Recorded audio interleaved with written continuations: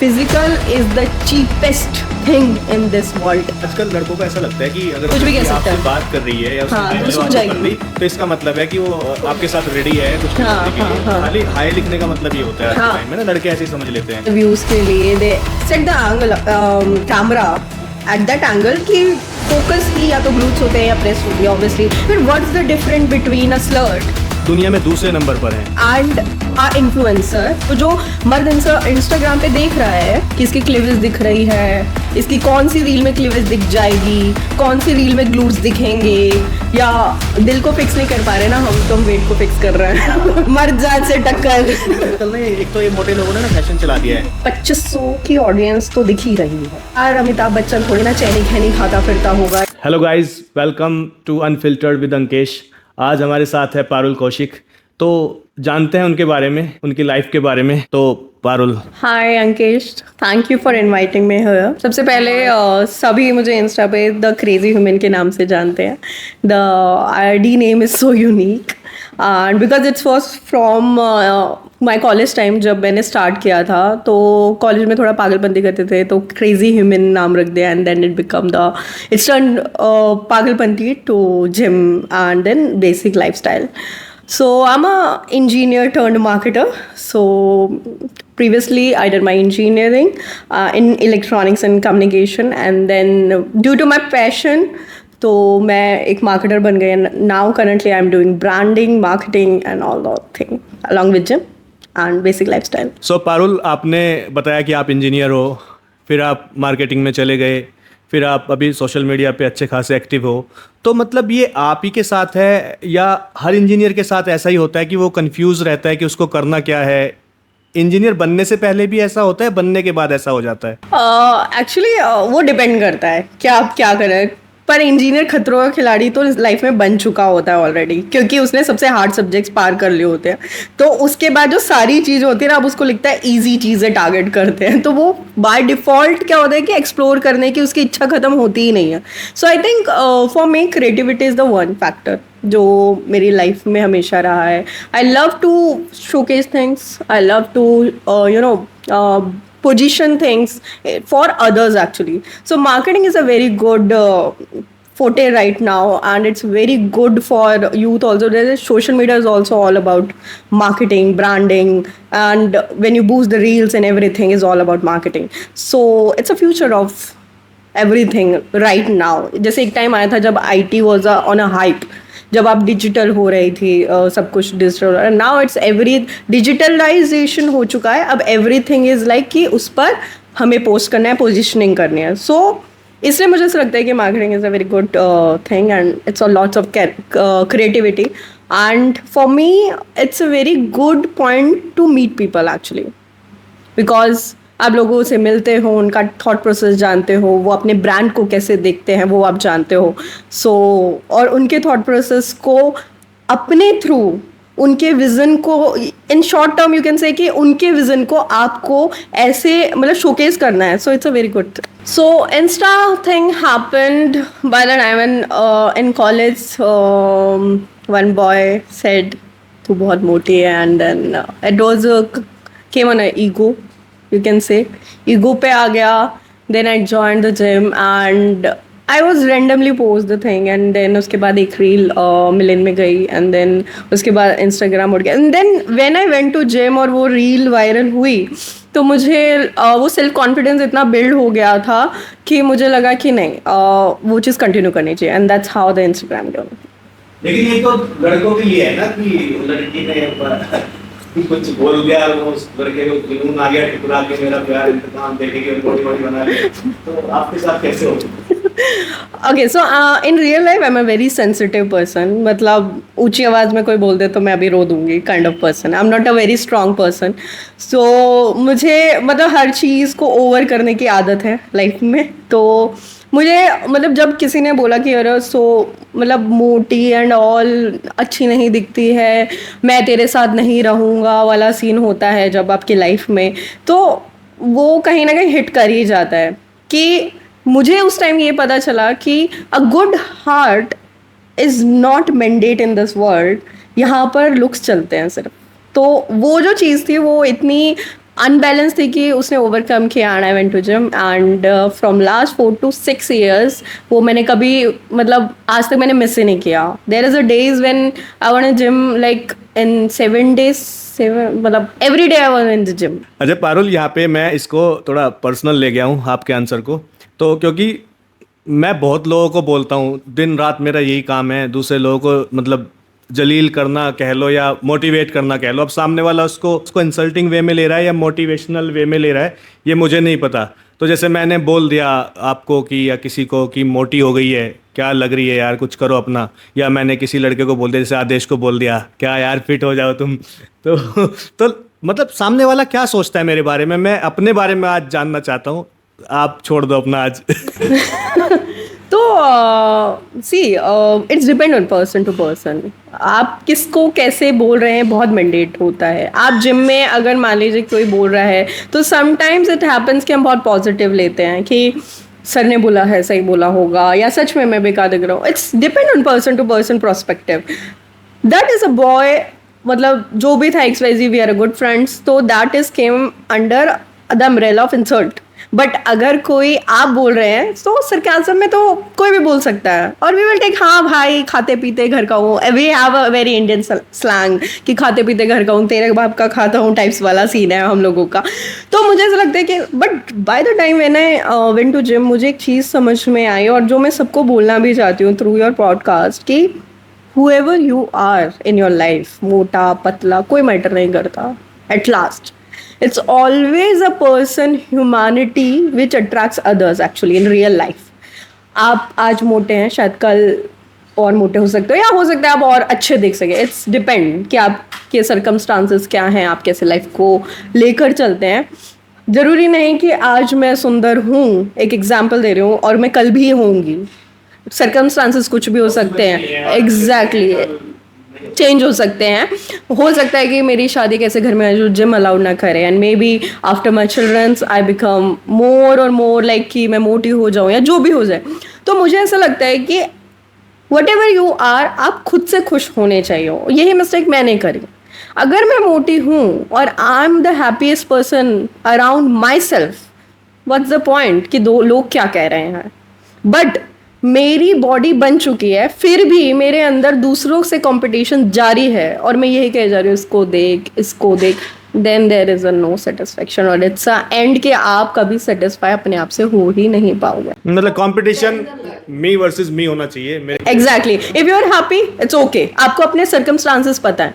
For example कि if something happened in my life, XYZ कुछ भी हो सकता है, and I am at my downest place, और मैं जिम नहीं जा रही हूँ, मेरा वेट गेन होगा ही होगा. वेट गेन हो रहा है, मेरी डाइट नहीं हो रही, बट मेरे सर्कमस्टांसेस मुझे पता है. And outside people are saying मोटी हो गई है, तुझे क्या हो गया, नहीं जा पा रही ना जिम. तो you have to satisfy yourself कि यार मुझे मेरे बारे में पता है, मैं किस चीज़ों से जूझ रही हूँ या चल रही हूँ. सो दुनिया को बोलने दो, there is a one day things get better by the time. So that's my real learning. मतलब किसी को बोलने से पहले थोड़ा उसका बैकग्राउंड स्टोरी भी चेक कर लेनी चाहिए. हाँ, उसको हंसी मजाक में बोलिए, बट इतना ना बोले कि कोई हर्ट हो जाए बेचारे का. So that's thing. लेकिन पारुल, जैसे कि ये सुनने में आता है कि हाँ मैं मोटा हूँ यार, मैं तो अपने को अच्छा मान रहा हूँ ना, मैं अच्छा दिख रहा हूँ, तुम्हारा क्या जा रहा है. लेकिन ऐसे करते करते ही इंडिया के अंदर मोटापा इतना बढ़ गया है कि हम दुनिया में दूसरे नंबर पर हैं. अनहेल्दी लाइफस्टाइल, ओबेसिटी, गंदा खाना, ये सब कुछ हम टॉप पर आने वाले हैं बहुत कम टाइम में.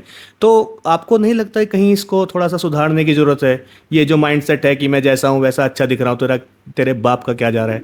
हाँ, या ऑब्वियसली एक्चुअली मुझे ऐसा लगता है कि एक इंसान को बदल के उसके सर्कमस्टांसेस जो होते हैं वो बहुत, मतलब around environment, you can say in better language, environment is very helpful factor जहाँ पर लोग अपने माइंडसेट से बाहर निकल सकते हैं. इन माई gyms yesterday I saw there is almost 70-year-old women was there and she is so unconscious. वो बहुत unconscious थी कि उनको ये था कि मेरे बगल में बहुत यंग जनरेशन वर्कआउट कर रही है and they are all are so fit and they. तो हमको ये पहले नॉर्मलाइज करना होगा कि अगर कोई मोटा है तो उसकी भी फिर वही फैक्टर आ जाए कि उसकी कोई मजबूरी हो सकती है. नोबडी ऑन लव कि वो अच्छा नहीं दिख रहा है या कुछ भी पहन रहा है उसमें वो अच्छा नहीं हो रहा, फिट नहीं हो रहा और वो खुश है. नहीं, वो ऐसा नहीं, कोई भी नहीं चाहता लाइफ. लेकिन आलस भी एक है लोगों के अंदर ना, ये मोटापे का कारण आलस भी है. बहुत सारे लोग नहीं होना चाहते फिट, वो जिम भी ज्वाइन कर लेते हैं, इवन ट्रेनर भी हायर कर लेते हैं, लेकिन उनको अगर बोल दें कि आपको ये डिसिप्लिन फॉलो करना है तो उसके नाम पर उनका जीरो रहता है. तो उसमें क्या ही करेगा कोई जिम या ट्रेनर या बाकी लोग. हाँ, see fitness is all about yourself. आपको कोई हाथ पकड़ के ये नहीं कहेगा कि ये खा लो, राइट? आपको चॉइस करना है, आपको ना कहना आना चाहिए. Because lots of in my because as my profession almost मैं इवेंट्स में होती हूँ पीआर के, और इसमें ताज every it's like a level of ministries and the events are held at a different level. But the thing is कि आपको पता होना चाहिए आपको क्या खाना है, कब खाना है, कैसे खाना है, आपकी बॉडी को समझना होगा. बट आप ये समझे कि लोगों का लाइफस्टाइल बेस है. आप 9 घंटे के बाद, मेरे अंदर उस लेवल का डेडिकेशन है कि मैं शाम को 7 बजे घर आके 7:15 जिम जा सकती हूँ 15 मिनट के गैप पे. बट बॉडी दूसरों के अलाउ नहीं कर रही या उन्हें टाइम नहीं मिल रहा है. एक एग्जाम्पल मैं आपको बता रही हूँ. तो आलस छोड़ने के लिए मुझे ऐसा लगता है लोगों को अपने घर से स्टार्ट करना चाहिए. It's not about gym, it's not about trainers, it's always about mindset. आप किचन के खाने से शुरू करिए. आई never ever said in my any reel anything कि आप डाइट करो. डाइट मत करो, घर की रोटी खा लो. Instead of having bread, wraps, हम बोलते हैं रैप्स बहुत हेल्दी है, सबवे खा लो. Subway is not healthy option, right? इससे बढ़िया तो घर की बनी हुई 5 अनाज की रोटी खा लो, घर का बना हुआ सब्जी खा लो. You start from there, and once you start from there you will get your body by the time. Magic तो होगा नहीं कि एक दिन में हो जाएगा. फिर धीरे धीरे धीरे धीरे आप स्टार्ट कर सकते हैं. वॉक करें और अपने आलस वो छूट जाएगा. जब आप चेंजेस देखेंगे तो इट्स ऑलवेज कम कि हाँ मैं कुछ कर पा रहा हूँ. तो ऐसे करके आप स्टार्ट कर सकते हैं लाइफ को. तो पारुल, जब आपने फिटनेस जर्नी अपनी स्टार्ट की तो आपने कौन सा पैटर्न फॉलो किया? कितना टाइम लगा आपको रेगुलर होने में? और कितने अप्स एंड डाउन्स आपको जिम में दिखे कि आज जाने का मन नहीं है, आज सो जाते हैं? तो कितना टाइम लगा आपको कि ये वीक में 5-6 डेज वर्कआउट करना स्टार्ट कर दिया आपने? सो इनिशियली बहुत बार ऐसा होता था कि एक तो सबसे पहला जो हमारा प्रॉब्लम होता है वो होता है कि हम ये सोचते हैं कि आज गए हैं, कल कुछ तो कम हो गया होगा वाला फैक्टर तो सबके साथ ही होता है. तो मेरे साथ था ही. बट मैंने सबसे पहले जो काम करना स्टार्ट किया वो पार्टीज़ को नो कहना शुरू करा. क्योंकि मुझे भी पता था कि अगर एक बारी वो जो रूटीन है वो अगर ड्रॉप हुआ तो वापस लाना, क्योंकि आप इनिशियल हो, अभी हैबिट हो गई, अभी आप पता है कि जहाँ बैठेंगे कितने दिन बुरा खाया है तो उसे ओवरकम करने के लिए क्या खाना पड़ेगा. बट उस टाइम कुछ नॉलेज नहीं था, कोई ट्रेनर, मैंने कभी पीटी नहीं ली. I never ever did this. तो इट्स लाइक कि घर का खाना खाना है, खुद से बनाना है. नॉट कि मम्मी को बोला, because mummy is always like come into like कि प्यार है तो ये घी ज़्यादा डाल दो, ये डाल दो. तो इसलिए कि अपनी बॉडी को समझ के मैंने हमेशा घर से खाना खाया. पहले आई रिमेंबर मैंने स्टार्ट किया था कि मैं 2 रोटी दिन में खाऊंगी विद रायता एंड सब्जी कुछ भी हो सकती है. And it is a fixed diet for 5 to 6 months. And in 8 months I was जब मैंने स्टार्ट किया वो 80 kgs था. और उसके बाद मैं ऑलमोस्ट आई थी 70 के अराउंड. उसके बाद थोड़ा और हिट किया, then I went to 52, then I back to, अभी मैं 64 हुई थी, एंड देन अभी मैं फिर से 59 के अराउंड हूँ.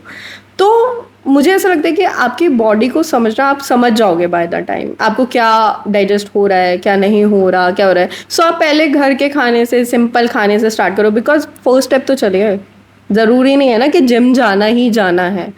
जो आपका क्वेश्चन था कि लोग मेंबरशिप दे देते हैं, ट्रेनर्स हायर कर लेते हैं, बट देन उसके बाद क्या करते हैं, आते ही नहीं, क्योंकि वो बर्डन है.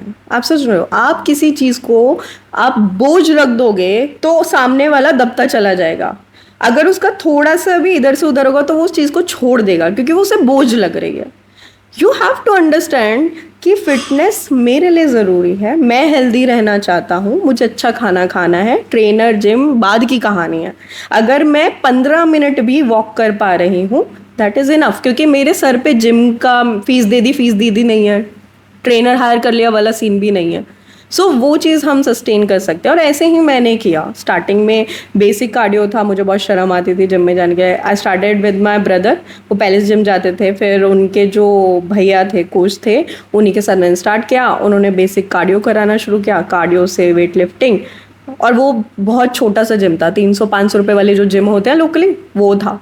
And then I went to any time से, और उसके बाद अदर ब्रांड्स है, and currently I am with Chris Gethin gym chain. Start from a small. अच्छा, लेकिन पारुल, मैं लगभग 10 साल से जिम बिजनेस में हूँ। अगर पिछले 10 साल में से हम 7 साल हटा दें और लास्ट के 3 साल हम पकड़ लेते हैं, पिछले 3 साल में लोगों के अंदर बहुत ज़्यादा अवेयरनेस आई है अपनी हेल्थ को लेकर। मतलब लोग जिम की तरफ भाग रहे हैं। वो जिम कह लो या योगा सेंटर्स कह लो या कोई एरोबिक्स सेंटर कह लो, लोग फिटनेस का ध्यान पहले से रखने लगे हैं। मतलब पहले से तो बहुत अच्छा रखने लगे हैं। पिछले 7 साल और लास्ट के 3 साल, मतलब 100 गुना अंतर है। लोग भर भर के जिम में आ रहे हैं। अब मैं खुद का जिम चलाता हूँ, हमारे 2 जिम है, स्पार्टन फिटनेस। हमारी जो ग्रेटर नोएडा की ब्रांच है, वहाँ हमने फुल फैसिलिटी की हुई है। वहाँ पे हर इंसान को आना है, बस उसको मेंबरशिप लेनी है, आएगा। कॉफ़ी हम देते हैं कॉम्प्लीमेंट्री। अगर उनके पास प्रॉब्लम है कि बच्चा छोटा है, जिम नहीं आ सकते, मम्मी नहीं आ सकती है, हमारे पास प्ले जोन है बच्चों के लिए। अपने बच्चे को उसमें छोड़ो और अपना वर्कआउट शुरू करो। आप बोर हो जाते हो, हमारे पास पूल टेबल है। आप आज वर्कआउट का मन नहीं है तो आओ, अपना पूल टेबल एंजॉय करो, 1 घंटा 1.5 घंटा आप उसमें भी रिलैक्स कर सकते हो। और बाकी वर्कआउट लोग करते ही हैं। लेकिन मैंने एक चीज़ और नोटिस की है, जैसे कि लोग बोलते हैं, अभी भी हम डिस्कशन कर रहे थे कि कुछ लोग आते हैं खाली टाइम पास करने आते हैं। तो मैंने मतलब लोगों को जैसे देख के भी फील हो जाता है या उनसे बात करो पता चलता है कि लोगों के अंदर अकेलापन बहुत है। आजकल कोई किसी के पास सुनने वाला नहीं है या कोई सुनाने वाला नहीं है। दिन भर ऑफिस की फ्रस्ट्रेशन, वर्कलोड, फैमिली जिम्मेदारी, प्रेशर। तो लोग क्या करते हैं, जिम में आते हैं, उनके पास वो 1-1.5 घंटा होता है। मैं आपको बताऊं, हमारे यहाँ पर पीटी क्लाइंट हैं, वो हमें फीस देते हैं पीटी की, और वो कोई वर्कआउट नहीं करते हैं। वो आते हैं, अपने ट्रेनर के साथ बैठते हैं या हमारे साथ बैठते हैं, 1-1.5 घंटा उनको बातें करनी होती है। बातें करके उनको अंदर से हल्का फील होता है, रिलैक्स फील होता है। हाँ, वर्कआउट भी वो करते हैं थोड़ा बहुत, लेकिन उस लेवल का नहीं जिस लेवल का लोग उम्मीद करते हैं कि जिम में आए हैं हम वर्कआउट करेंगे अच्छे वाला, 1.5 घंटा हेडफोन लगा, किसी से बात नहीं करेंगे। वो लोग आते ही बातें करने हैं, और मुझे बिल्कुल बुरा नहीं लगता है, क्योंकि उनकी लाइफ की प्रायोरिटी वही है कि जो वो अंदर से टूटे हुए हैं उसको वो जोड़ सकें। और वो जिम में आकर, अगर हमारे जिम में आकर ऐसा कर पा रहे हैं तो मुझे बुरा नहीं लगता है, मुझे अच्छा लगता है कि उसकी जो बिगड़ी हुई लाइफ है कम से कम कहीं तो सुधर रही है। बॉडी बाद में बन जाएगी, पहले इंसान जिंदा रहेगा तब बना पाएगा। हाँ, आप उठकर आ रहे हैं ना, यही सबसे बड़ा स्टेप है। आप करने की सोच पा रहे हो, that is the biggest step. मैंने कहा ना, मैंने 70 ईयर्स आंटी को कल देखा तो मुझे अच्छा लगा। वो भले ही एक 1.5 kg का डंबल था, and she look so cute. And आप इमेजिन करोगे कि मुझे उन्हें देख के ये लग रहा था कि यार मैं जब यहाँ होंगी ना, मैं तो ये भी नहीं कर पाऊंगी। हमारे जिम में कपल आता है, husband wife, around 65 years old हैं दोनों, 60 ईयर्स। तरुण उनका ट्रेनर है। दोनों की बाईपास सर्जरी हो रखी है। और तरुण ने मुझे बताया कि वो प्रॉपर डेडलिफ्ट लगाते हैं 150 kg। हाँ, ये देखो, इसको पता है रमन को।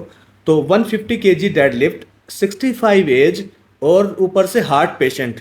तो मुझे लगता है, देखो, एक्सक्यूज देने वाले तो कहीं भी दे सकते हैं कि भाई हमसे नहीं हो पाएगा, अब एज हो गई है, 35 के हो गए, 40 के हो गए हैं, माइंडसेट। तो वो नहीं गिव अप कर रहे हैं, वो नहीं मरेंगे तो भाई खुश होके मरेंगे, मरना तो सबको ही है, लेकिन हम तरीके से मरेंगे। आपने एक चीज़ मैंने जो नोटिस करी है, हमारी जनरेशन का प्रॉब्लम है ये बहुत ज़्यादा। एक्चुअली हम जितनी ज़्यादा सहूलियत में रहते हैं ना, हमको ऐसा लगता है कि क्या छोड़ना, सो जाते हैं, कर लेते हैं।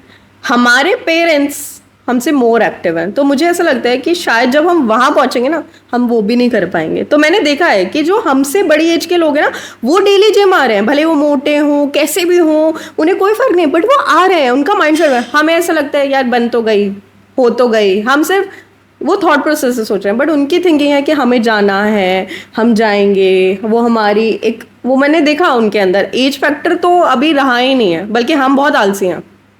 और आदेश, आजकल ना एक चीज़ और मैंने नोटिस करी है, बहुत जिम में मैं जाता हूँ शाम को, उधर मैं देखता हूँ, खड़े होकर मैं देखता रहता हूँ, मैं वहाँ कुछ मतलब ऐसा नहीं ज़्यादा बातचीत करता हूँ लोगों से। तुमने भी देखा होगा आजकल की जो लड़कियां हैं भाई, क्या वेट मार रही हैं, मतलब लड़के मतलब फेल है उनके सामने, और प्रॉपर उनके पास पूरा मतलब पूरे हथियार होते हैं, प्रॉपर बैग, जिम बेल्ट, उसके अंदर प्री वर्कआउट। हाँ मतलब I have a story yesterday, my brother said तू इतने बड़े बैग में लेके क्यों जा, वो वाली लड़कियां अब नहीं रही भाई, हाथ में बोतल और वो छोटा टॉवल लेके जाता हूँ, तू बैग लेके जाती है। मैं बता रहा हूँ ना, मैं पर्सनल एक्सपीरियंस बता रहा हूँ, मैं देखता हूँ ऐसी 50 लड़कियां अपने जिम में, अब वो वाली लड़कियां नहीं रही, हाथ में टॉवल लेके एक पिंक कलर का आ रही है भाई, उनके पास बैग है, एक प्रॉपर वेट लिफ्टिंग वाली बेल्ट है, और प्रॉपर प्री वर्कआउट मार के 1.5 स्कूप, उसके बाद जो वेट मारना शुरू करती हैं, फिर रुकती नहीं है। मतलब लड़कियां भाई गजब कर रही है सही में। रमन, तुम शर्म कर लो थोड़ी बहुत। मुझे देख के भी शर्म आ जाती है कभी कभी कि हम डेडलिफ्ट नहीं लगा पा रहे हैं, ये हर तीसरे दिन डेडलिफ्ट लगा रही है। कि मैंने जिम में नोटिस किया, मेरे से रिसेंटली लोग ऐसे पूछते हैं तेरा पीआर क्या है, अरे आदमी होके मुझसे क्यों पूछ रहे हैं, क्योंकि वो खुद ही अनकॉन्शियस है। मतलब अभी कुछ टाइम में तो बहुत ही ज्यादा चेंज हो गया वेट लिफ्टिंग की तरफ लड़कियों का, एकदम से ना, मतलब जैसे कि बाढ़ आ गई हो कि वेट लिफ्टिंग ही करनी है। जुम्बा उम्बा में कोई दिखाई नहीं देता, खाली पड़ा है, कुछ नहीं होता, यहाँ पे कोई नहीं आता है जुम्बा में, हमारे वहाँ पे जुम्बा में कोई नहीं है। वेट लिफ्टिंग मैं भी नहीं कर पाती, दिल को फिक्स नहीं कर पा रहे ना हम, तो हम वेट को फिक्स कर रहे हैं। हाँ, अंदर से टूटे पर बाहर से मजबूत बनना ज्यादा जरूरी हो चुका है अब, मर्द जात से टक्कर।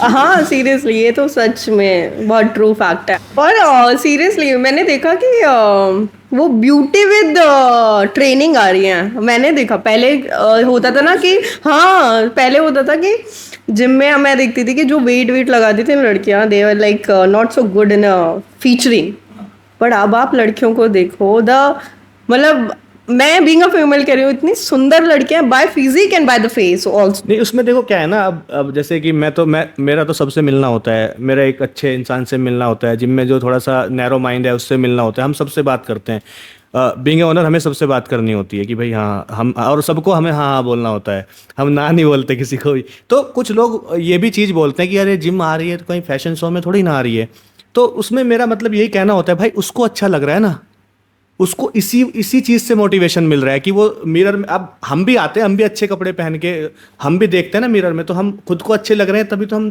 कुछ अच्छा कर पाएंगे। उसको अच्छा लग रहा है मेकअप में आना, बाल खोल के आना, तेरा क्या जा रहा है भाई, उसको करने देना। अब वो ठीक है, मतलब वो अपने काम धंधे में लगी हुई है, अपना कर रही, तो फिर तेरे सिर पे तांडव करेगी, उससे तो बढ़िया है वो अपनी डेड लिफ्ट में लगी हुई है, तो क्या चाहता है तेरे बाल नोचे आके। नहीं एक्चुअली ये, हाँ ये बहुत बड़ा है एक्चुअली, लोगों को लगता है कि, और ये मेंटालिटी है इंडिया की एक्चुअली, और we can't change it, but अभी मैं तो बहुत used to, for me also. मतलब मेरे जो जिम में एक दो दोस्त हैं, दे नो कि अगर इसने लूज टी शर्ट और पजामा पहना है तो ये कुछ नहीं करने वाली है, आज ये कार्डियो करेगी 40 मिनट मशीन पे चल ले, वो भी बहुत बड़ी बात है, और ये घर जाएगी, इसके साथ या तो ऑफिस में बुरा दिन हुआ है या कुछ भी हुआ है, but she is in a bad mood. But और अगर मैं अच्छे कपड़े में जिम जा रही हूँ, एक तो जिम के कपड़े सच में, मैंने कहीं पढ़ा था कि सच में जिम एक ऐसी प्लेस है जहाँ सबसे ज़्यादा मिरर्स होते हैं और आप सबसे ज़्यादा अपने आप को देखते हो।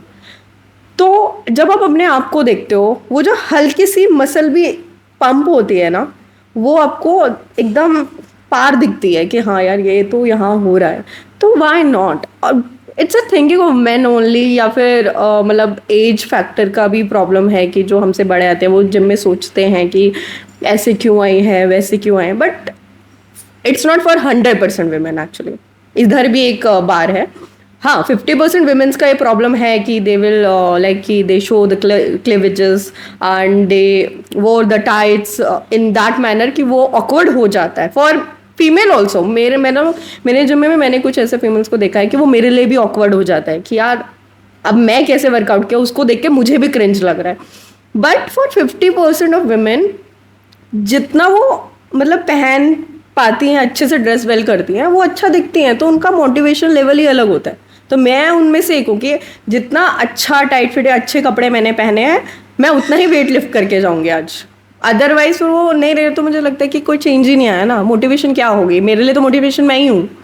मैं तो देखो क्या है ना, मैं लड़कों को बोलता हूँ कि आप जिम जा रहे हो तो जिम में कपड़े आपके बहुत ज्यादा ढीले ढाले, आजकल ना एक तो ये मोटे लोगों ने ना फैशन चला दिया है ओवर साइज पहन, वो मोटापा छुपाने का एक तरीका है कि ओवर साइज कपड़े पहनना, ये कोई फायदा नहीं है इन कपड़ों का। आदेश तो उधर मुंह कर लो थोड़ी देर यार।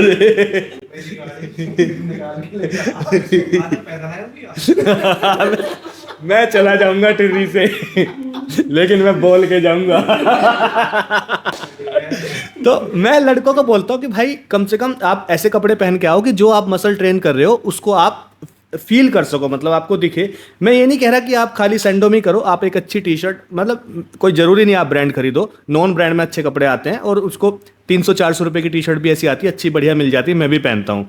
तो आप कम से कम ऐसे कपड़े पहन के आओ कि हाँ आप उसको फील तो करो आपने क्या किया है, आपको पता चलना चाहिए। अब मैं पहन के जाता हूँ कपड़े, अपनी जिस मसल को मुझे ट्रेन करना है मैं उसी के अकॉर्डिंग पहन के जाता हूँ। आज मुझे बाइसेप्स ट्रेन करनी है तो मैं ऐसी टी शर्ट पहनूंगा जो उसकी बाइसेप्स यहीं तक आए, तो मुझे दिखे तो मैंने कुछ किया है। मैं शोल्डर के लिए जाऊंगा तो मैं शोल्डर के हिसाब की टी शर्ट पहन के जाऊंगा। लेग्स मैं शॉर्ट्स में करूंगा, भले ही नहीं है मेरी लेग्स, लेकिन हाँ ये तो होना चाहिए ना कि हाँ भाई हाँ मैं ट्रेन कर रहा हूँ, मुझे दिख तो रही कम से कम। लेकिन हाँ ये फ़र्क पड़ता है बहुत कि आप कैसे कपड़ों में जिम आ रहे हो और खुद को कैसा देख पा रहे हो, कैसे आप ड्रेसअप होके आ रहे हो। ठीक है, तो बुरा ना माने कोई। सो पारुल, अगर हम बात करें सोशल मीडिया की, आजकल मतलब इतना इजी हो गया है लोगों के लिए पैसा कमाना, स्पेशली कुछ मतलब फीमेल्स के लिए कि हाँ आप कुछ फ़ोटोज़ वीडियोज़ अपना बनाओ, और उसका वर्कआउट वगैरह से वैसे कोई लेना देना नहीं है, वहाँ पे कोई वर्कआउट की वीडियोज़ नहीं होती हैं। और आजकल तो एक नया आ गया है कि आप सब्सक्राइब करो 399 या 299 और लोग अच्छा खासा पैसा कमा रहे हैं। तो आपका क्या प्लान है इसके बारे में? ये तो मैं कभी नहीं करने वाले हूँ। हाँ, बट एज यू सेड कि उसका फिटनेस को लेना देना नहीं है। मैं प्रीवियसली भी यही बोल रही थी कि आई सॉ कि जिनकी फिटनेस है एक्चुअली में they have a quality of content already. थोड़ा ऊपर नीचे तो हमेशा होता है, बट जिनकी ऑलरेडी बॉडी नहीं है, चबीनेस है, it's a purely chubbiness. There is a no related content of any form, education, और कुछ भी ऐसा इन्फ्लुएंस करने लायक तो मुझे नहीं लगता कि हाँ सीरियसली वो इन्फ्लुएंस कर रहे हैं। बट उन्होंने वो सब्सक्रिप्शंस एंड द व्यूज़ के लिए they set the angle, camera at that angle कि फोकस ही या तो ग्लूट्स होते हैं या ब्रेस्ट होती है। Obviously females having this two good parts because वो बाय डिफ़ॉल्ट है, तो वो शोकेस करते हैं। बट मुझे ऐसा लगता है कि फिर what's the different between a slut and a influencer और a basic life women? Actually क्या डिफरेंस है? आप बस आपका पॉइंट ये कि आप शोकेस कर रहे हो एंड यू आर अर्निंग। वहाँ पर वो अनएजुकेटेड है, उसको सोशल मीडिया नहीं पता, client is going there and giving them money and this thing is same because नज़र तो सबकी सेम ही दिख रही है ना। वहाँ पर आपको जो मर्द इंस्टाग्राम पे देख रहा है तो किस लिए देख रहा है? इसीलिए देख रहा है कि इसकी क्लिविज दिख रही है, इसकी कौन सी रील में क्लिविज दिख जाएगी, कौन सी रील में ग्लूट्स दिखेंगे, या और आई सॉ कि फीमेल्स को फर्क भी नहीं पड़ता। इतने गंदे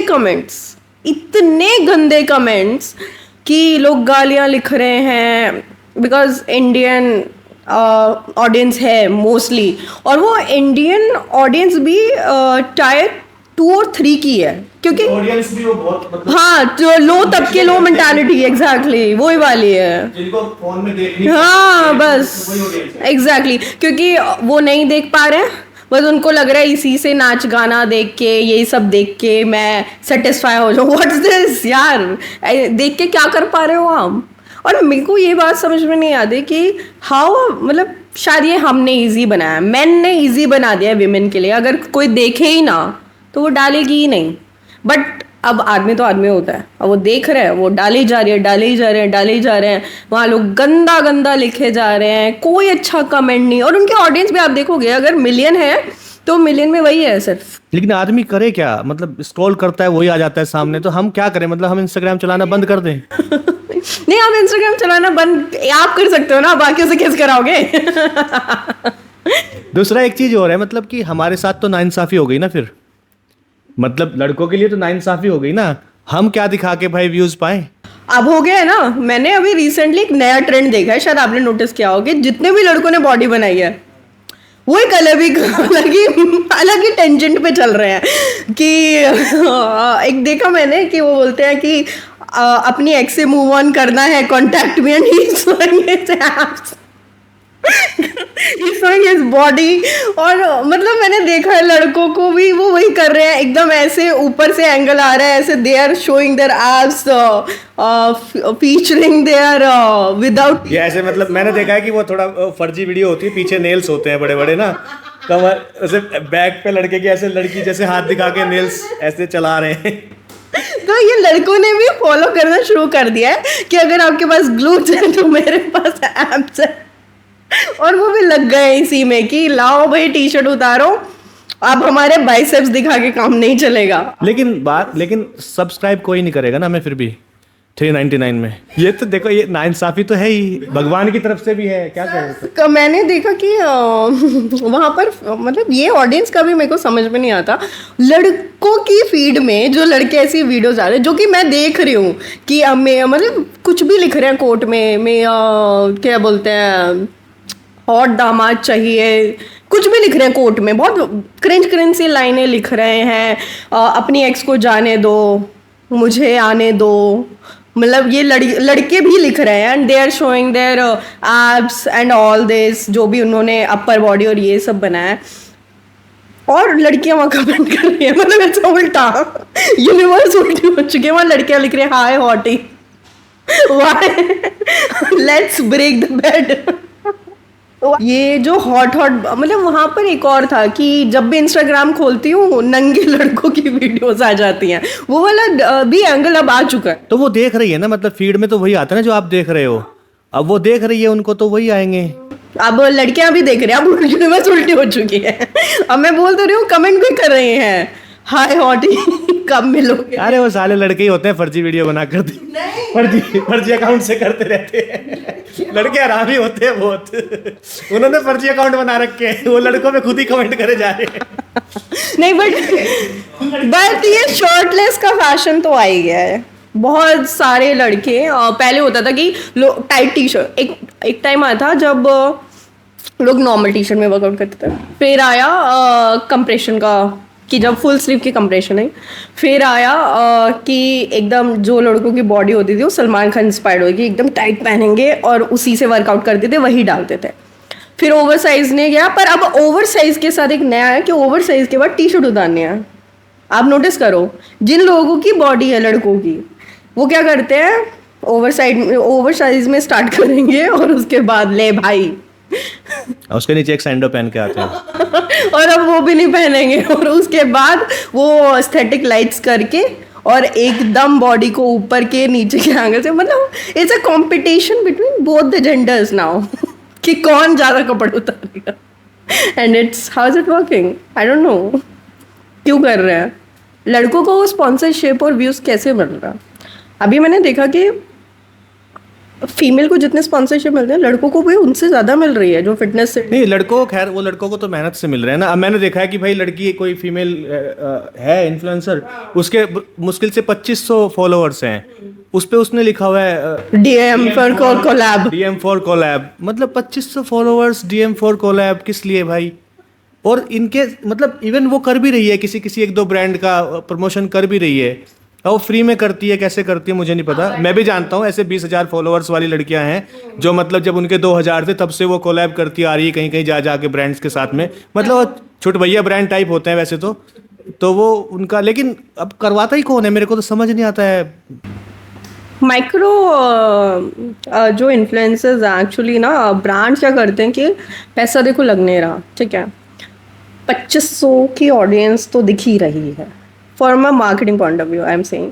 तो क्या होता है कि अगर मैं फॉर एग्जांपल कि मैंने एक आटा नूडल्स का कोई भी निकाला और मुझे किसी इन्फ्लुएंसर से कराना है, मैं किसी बड़े इन्फ्लुएंसर्स को दूंगी, देखो बहुत ब्रांडिंग के हिसाब से बता रही हूँ, और जो सोशल मीडिया की पॉइंट होता है क्या है कि जब भी आप मान लीजिए करीना कपूर कह रही है मैं लक्स से नहाती हूँ, एवरीबडी नोज वो लक्स से कभी नहा ही नहीं सकती, ना नहाती है, उसका ब्रांड फॉरेन से ही आता है। तो हमें पहले ही पता होता है कि या फिर वे एवरीबडी नोज कि वो पैसे से किया गया प्रमोशन है। बट ब्रांडिंग का एक ही रूल होता है कि अगर आपको अपना ब्रांड बड़ा बनाना है, लोगों तक पहुंचाना है, तो उसे लोअर से स्टार्ट करिए।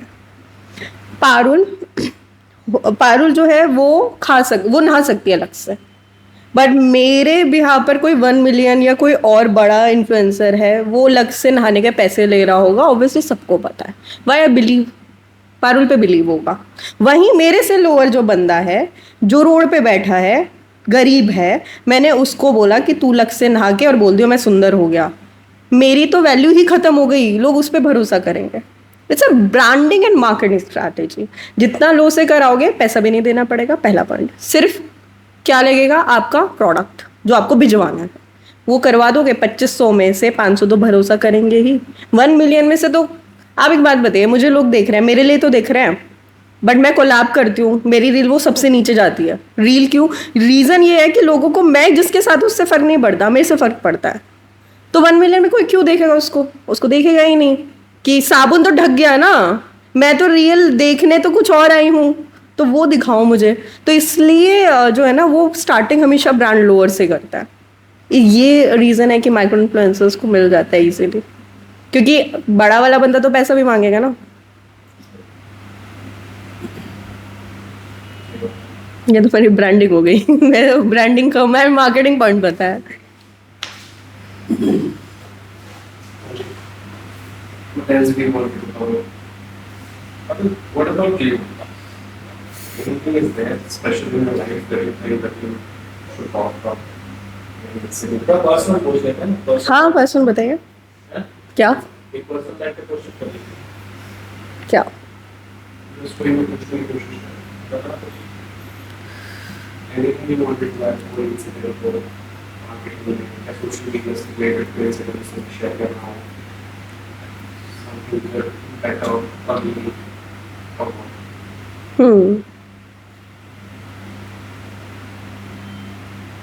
प्रोफेशन से रिलेटेड या पर्सनल से रिलेटेड? social thing. तो पर्सनल में क्या, वही मैं पूछ रहा हूँ। मैं इंस्टाग्राम पे थोड़ा सा ये सोचने की कोशिश कर रहा हूँ कि ठीक है आगे 25,000 के फॉलोअर लगे, व्हाट इज हैंड गोल, मेरी बाइक प्रोडक्ट का use that is not my Instagram is not my hand product, तो उस पर ना पूछें। कोई हैंड एक्चुअली वो चल गया, ठीक है। मेरे लिए इंस्टा इज मतलब कि कोई भी कर सकता है, ठीक है। मतलब अगर मी और Instagram is so much into desi things actually nowadays, what I see, कि अगर मैं चूल्हे पे बैठ के रोटी बना रही हूँ, इट्स मोर रिलेटेबल। जहाँ पर मैं एक बहुत मॉड्यूलर किचन में जाके बता रही हूँ कि चटनी कैसे बनेगी, बट वही सिलबट्टा लेकर अगर मैं वो कर रही हूँ, तो that is more relatable to the people. वहाँ मेरे व्यूज़ ज़्यादा आएंगे। यही एक रीज़न है कि अभी अगर आपने देखा होगा तो गाँव में जितने भी लोग देसी लाइफ दिखा रहे हैं, उनके व्यूज़ बहुत हाई हैं और उनकी ऑडियंस भी बहुत एनरिच्ड और मतलब बहुत फ्रीक्वेंटली बढ़ रही है। तो मुझे लगता है social media is not a skillful, it's all about कि डाल दिया चल गया। सबको फैक्टर पता चल गया है कि जिसके पास बॉडी है वो बॉडी दिखा दे, जिसके पास फनी करेज है टू फेस द कैमरा, वो अपना कुछ भी कर सकता है, नाच सकता है, गा सकता है, कुछ भी शोकेस करता है। But yes, there is lots of few talented peoples there जो मुझे ऐसा लगता है कहीं ना कहीं दब जाते हैं ड्यू टू मतलब बिल्कुल क्रिंज कंटेंट की वजह से। Because dance is my passion, but मैं वहाँ नाच नहीं सकती क्योंकि मुझे ऐसा लगता है कि मुझे आई हैव अ फियर कि मेरा डांस पैशन है, but I have a fear कि लोग मुझे बोलेंगे गंदा लिख सकते हैं कि नाच रही है और ये सब कर रही है, तो वो जो फियर है वो मेरे अंदर है। But there are some people जो आड़ा टेढ़ा भी नाच रहे हैं, they have courage to do so, so that is a respect for me. But social media is like not a long term thing. TikTok बंद हुआ, कुछ लोगों ने सुसाइड की, कुछ लोगों ने बहुत कुछ किया, and then it's because they know कि उनके पास और कोई स्किल नहीं है। So मेरे लिए personal life is all about skills. whatever you are doing personal is always a मतलब आपका प्रोफेशन जो है ना वो पर्सनल से हमेशा रिलेटेड होना चाहिए, क्योंकि एक चीज़ आप एक दिन करोगे, 2 दिन करोगे एंड यू आर लाइक कि गॉन। अच्छा, सोशल मीडिया में आजकल इंस्टाग्राम सबसे पॉपुलर है। अगर इंस्टाग्राम नहीं रहता है इन फ्यूचर तो क्या फ़र्क पड़ेगा तुम्हारी लाइफ के ऊपर? मेरी लाइफ में कोई फ़र्क नहीं पड़ेगा because my personal life is all about my professional life. So मुझे ऐसा लगता है कि जो आपका पैशन होता है ना वही आपका प्रोफेशन होना चाहिए लाइफ में. क्योंकि आपको 1 साल एक चीज़ करोगे, 2 साल करोगे, 3 साल करोगे, बट अगर वो आपका पैशन नहीं है तो आप 60 साल तक नहीं कर सकते. तो मुझे ऐसा लगता है कि माई earning, my knowledge, everything is from my professional life. Social media is okay, it's a part of a entertainment जहाँ पर आप अगर मैं अगर कुछ अचीव कर पा रही हूँ एट माई एज तो मैं वो शोकेस कर देती हूँ टू मोटिवेट अदर कि हाँ आप भी कर सकते हो, या आप जिम जा सकते हो, आप डेली ये कर सकते हो. मैं सुबह 5:30 उठ जाती हूँ. आई हैविंग लाइक 9 बजे मुझे ऑफिस के लिए निकलना ही निकलना है और 8-7 घंटे की शिफ्ट करनी है. I have to meet the peoples and I have to close the things and then 7 मैं आती हूँ. तो मुझे ऐसा लगता है कि मेरे लिए social media is okay, but आप स्किलफुल होने चाहिए लाइफ में. नो मैटर कि आप 10th पास हो, 12th पास हो, आप MBA हो, अगर आपके पास स्किल ही नहीं है तो आप लाइफ लॉन्ग कैसे जियोगे. वो कहते हैं ना कि स्किल जिसके पास होती है वो कमा के कहीं भी खा सकता है. तो that's my only thing in life. तो पारुल, आजकल की जो जनरेशन है, आप भी ऑलमोस्ट जेन जी में आते हो, तो क्योंकि मैं देखता हूँ हालत बहुत ख़राब है लोगों की, मतलब लाइफस्टाइल, बच्चों का खाना पीना, उनकी बातें करने का तरीका. मैं आपको एक अभी अपना इंसिडेंट बताता हूँ, ये बिल्कुल सच बात है. अभी 2 दिन पहले की, मैं खड़ा हुआ था लिफ्ट के पास, वो लड़के जिम से जा रहे थे, मतलब ऐसे ही होंगे 17-18 साल के, 16 साल के, बल्कि इतने भी नहीं होंगे. तो वही बात कर रहे थे कि ये फ़ोटो डाल दे इंस्टाग्राम पे, ये फ़ोटो डाल दे, देख इसमें मसल दिख रही है थोड़ी सी मेरी, ये दिख रहा है, तो देख इसका मैसेज आया है लड़की का, बोल रही है वाओ. तो उसने क्या रिप्लाई करूँ, इसको क्या रिप्लाई करूँ, पूछ लूँगा देगी क्या. तो मतलब मैं शॉक्ड हो गया. वो 16 साल का लड़का, किसी लड़की ने उसे अप्रिशिएट किया और वो उधर से उससे क्वेश्चन करना चाह रहा है कि सीधा सीधा देगी क्या. तो कहाँ जा रही है जनरेशन? एक्चुअली इसमें वही मैं बोल रही थी कि सोशल मीडिया ने इतना ओपन अप कर दिया चीज़ों को. यू कैन सी कि पहले पेरेंट्स फ़ोन हमें तब मिलता था जब हम 9-10 में हुआ करते थे. आई रिमेम्बर मुझे भी फ़ोन शायद तभी मिला था जब बोर्ड के एग्ज़ाम होते थे और हमें लगता था कि पेरेंट्स लेने आएंगे, तब हमें फ़ोन देंगे. नहीं, हमें तो खैर वो आपको मिला होगा 9th-10th में, हमें तो मिला है 25 साल की उम्र में जाके. तो मैं वही कह रही हूँ. और अभी हमने मेरी इससे भी पहले कर दिया कि हम क्या करते हैं, बच्चे स्कूल से ही मतलब फ़ोन लेके जा रहे हैं. एंड सोशल मीडिया पे जो कंटेंट का तो कोई बैरियर रहा नहीं है, तो उन्हें छोटी ही एज में जो चीज़ें हमें मतलब हमें अब पता चली है, हमारे पेरेंट्स को शायद उनकी शादी के भी बाद पता चली थी, और हमारे ग्रैंड पेरेंट्स को तो बहुत ही बाद में पता चली थी, उन्हें तो कुछ पता ही नहीं था. तो अभी बहुत छोटी एज में सब कुछ ही ओपन अप हो गया है कि वो देखने का नज़रिया एकदम चेंज हो चुका है. इवन दो मतलब मैंने देखा कि मेरे जिम में से एक एग्जाम्पल, जैसे हमने एग्जाम्पल दिया, they're like college going boys are there. It's there almost 16-17 only, first year होगा almost. फ्रेंड की मतलब लड़का है, उसकी ही फ्रेंड से उसकी बहन सेट है, एंड वो तीनों आ रहे हैं जिम में, एंड वो दोस्त बोल रहा है अपनी बहन को, बोला मतलब व्हाट इज दिस. बट हमारी टाइम में तो एज में फैक्टर होता ना कि भाई के साथ समझ पा रहे हो आप, but now there is a unfiltered thing. भाई को पता है कि ये मेरी दोस्त की गर्लफ्रेंड है, and everybody knows girlfriend boyfriend क्या करता है, व्हाट इज द पॉइंट. तो वो बैरियर्स हमने हटा दिए हैं जो हमारी सोसाइटी ने में एक्सेप्टेबल नहीं है. और मुझे इससे पहले लगता था कि यार क्या है, पेरेंट्स बोलते हैं कि नहीं ये तो गलत है, but now when I am came into this age of 25 to 30 वाली लाइन में जब हम आते हैं, तो मुझे भी ऐसा लगता है कि यार कितना शेमफुल है, कितना शेमफुल है. इवन दो बहुत रैंडमली जो इंस्टाग्राम पे मुझे भी मैसेज आते हैं, लोगों का मैसेज यही आते हैं कि समबडी बोला कि कितना लोगी, ये व्हाट इज दिस.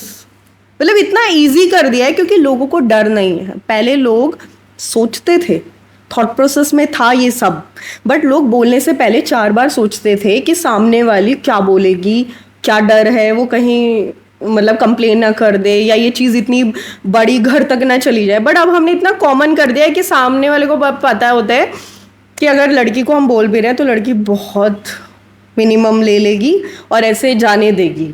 ये हम सबको मिलके ये करना चाहिए कि ये सब नॉर्मल नहीं है। कोई आपको आगे से आके बोल रहा है देगी क्या, you have to put your barriers first.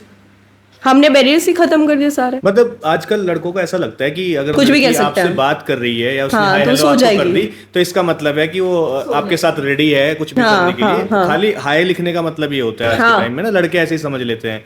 तो लेकिन इसी वजह से ना इतनी प्रॉब्लम्स क्रिएट हो रही हैं। हमारी जनरेशन को समझना चाहिए कि मतलब हमने ना इतना इजी बना दिया है रिलेशंस को भी। मैंने अगर बोलूँ हमने ना, for me in a personal note, relation means two people together in a same journey of growth. कि अगर उसके पास आज 5,000 रुपये हैं तो इट्स माई ड्यूटी कि मैं उसे ये बता पाऊँ कि वो 5,000 का ऐसे करके ऐसे यूज़ कर सकता है तो वो 5,000 10 हो सकते हैं।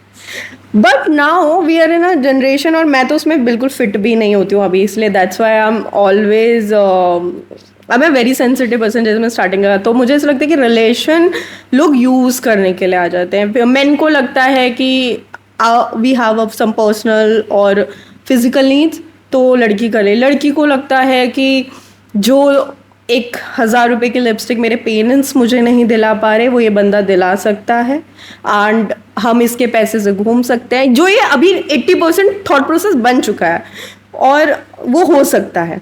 But we have to understand this कि किसी के पैसे से आपका लाइफ नहीं गुजारी हो सकता, लंबे टाइम तक आप नहीं चलोगे। Relation means two people 50-50 having प्यार, लव।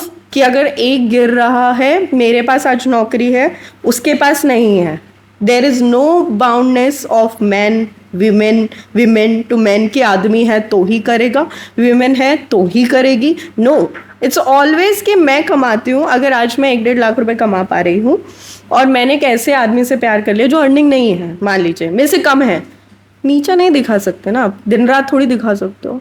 मेरा अब नाउ इट्स माई ड्यूटी कि अगर मैं उसे उठा पा रही हूँ तो लाइफ में that is love. But now we think हमें क्या मतलब, हमें शादी थोड़ी करनी है।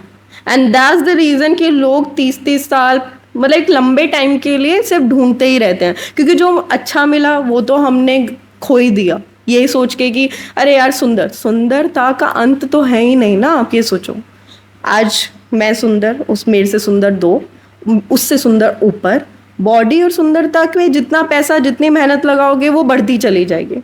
But what about humanity, love. एक लड़की आज आपके लिए सब कुछ कर रही है या एक लड़का आपके लिए सब कुछ कर रहा है, मतलब मुझे ऐसा लगता है कि जो इंसान अपनी कमाई आपको देने को राजी हो जाए विदाउट ये सोचे कि आपको बैक पे मिलेगा, that is the purest soul. क्योंकि आज के ज़माने पे मतलब अगर पेरेंट्स भी हमें पढ़ाते हैं लिखाते हैं तो ये सोचते हैं कि कल को ये हमारा सहारा बनेगा, right. But I saw and on personal level I am the human जिसने किसी को बनाया, बट जैसे इंसान बना उसने छोड़ दिया। वाई?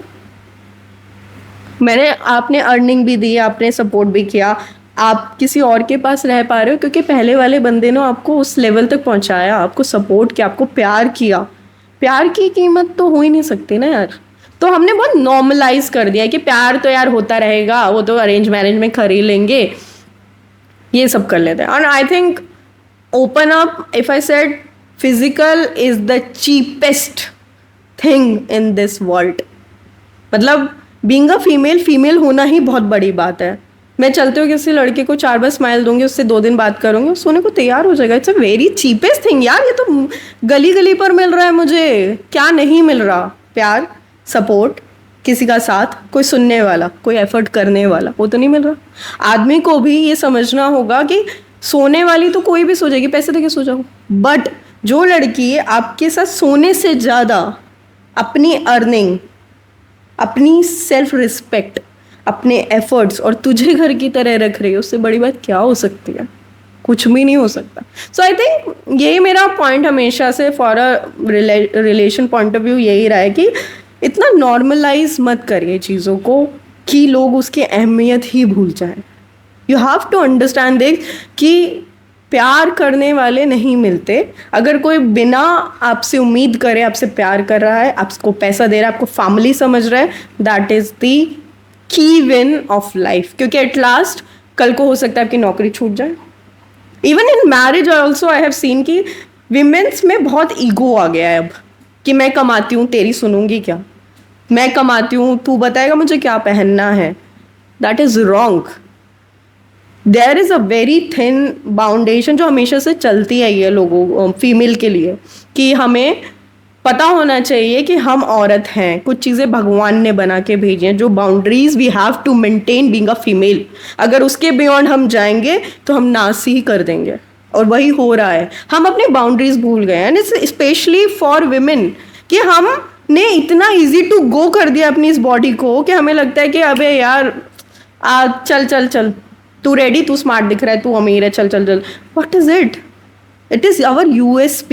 इट इज़ आवर कि भगवान ने दिया है हमें तो हमें इसे संभाल के प्यार से एकदम मतलब कवर करके. और मुझे लगता है बहुत थिन लाइन होती है, मैंने कहा क्रिंज और एक क्वालिटी में. तो क्वालिटी ऑफ विमेन बनी है, ऐसी विमेन बनी है जो जिसकी लाइफ में जाए उसकी लाइफ में सपोर्ट बने, प्यार बने, उसकी फैमिली का करने वाली बने और उसको हमेशा ऊपर उठाने वाली बने. सो वो चीज़ मुझे लगता है कि अभी मैन का थॉट प्रोसेस भी उसमें चला गया है कि यार औरत है, औरत तो यूज़ कर दे. बहुत बहुत सारे लड़कों से मैंने भी सुना है कि ऑडी देख के पट गई थी, मर्सिडीज देख के आ गई थी, क्योंकि उनको वो विमेन ने से उन्होंने सुना होगा. और मेन और विमेन्स को लगता है कि मेरी एसेट्स देख के आ गया था, मेरे जैसे सुंदर उसको मिल नहीं सकती थी.